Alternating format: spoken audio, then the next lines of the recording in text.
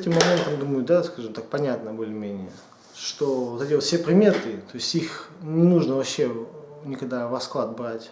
Кто бы там дорогу тебе не перешел, кого бы ты не увидел, неважно, это абсолютно на тебя не работает. Это все вот эти вот старые вот эти вот они какие-то моменты, старые программы того времени, они уже проходят, да, они вымирают вместе с тем поколением, да, но у нас уже появляются новые. Вот это вот истины, поэтому цеплять их точно не надо, то есть они ничего хорошего не проводят. Далее, вот эти разберем такой момент, как, например, такой феномен, как свист. Не свисти дома.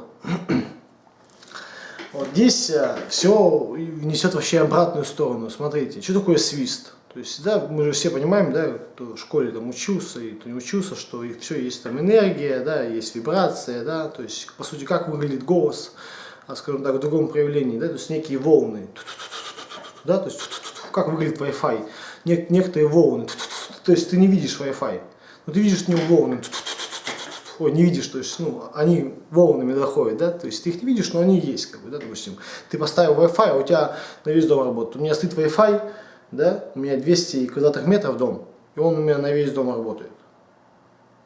То есть я же не вижу эти волны, но они есть, да, это факт.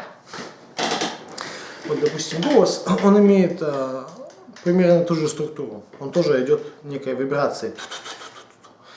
И вот, допустим, заходя в какую-то комнату или в какое-то пространство, исходя из того, кто там живет, что там делали, да, там разные моменты, то есть, ну, комната, она находится на каком-то уровне вибрации, да, и плюс она, допустим, может быть в замедленном действии, то есть все очень неподвижно.